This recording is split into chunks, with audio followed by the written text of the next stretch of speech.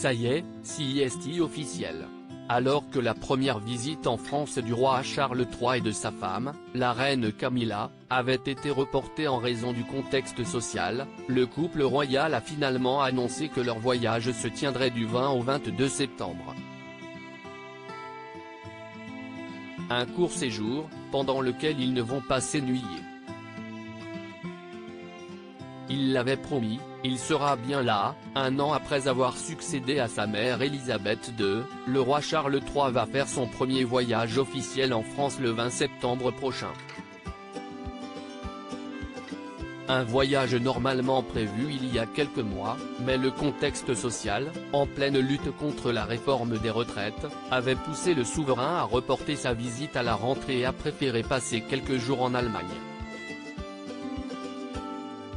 Cette fois-ci, en revanche, c'est la bonne, et le programme de ce 35e voyage officiel du roi, qui parle parfaitement français, dans l'Hexagone pourrait être extrêmement chargé. La visite annulée prévoyait une cérémonie du souvenir à l'Arc de Triomphe avec Emmanuel Macron et un discours du roi au Sénat devant les députés et les sénateurs, ainsi qu'un banquet d'État en l'honneur du couple royal au château de Versailles.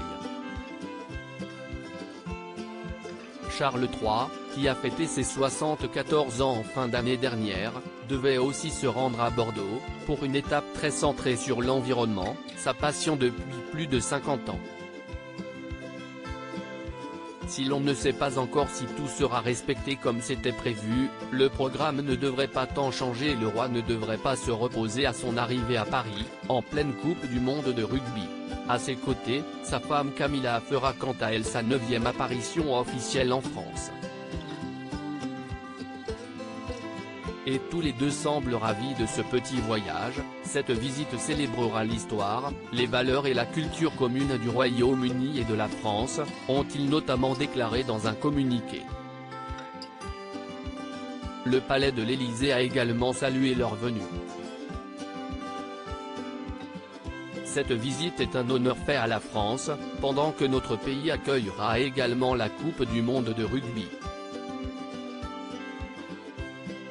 Elle témoignera de la profondeur des liens historiques qui unissent nos deux pays et nos deux peuples, a commenté la présidence dans un communiqué, expliquant que ce voyage sera l'occasion pour les deux hommes de poursuivre leur engagement commun en faveur de la préservation de la nature, sujet sur lequel ils ont étroitement coopéré ces dernières années.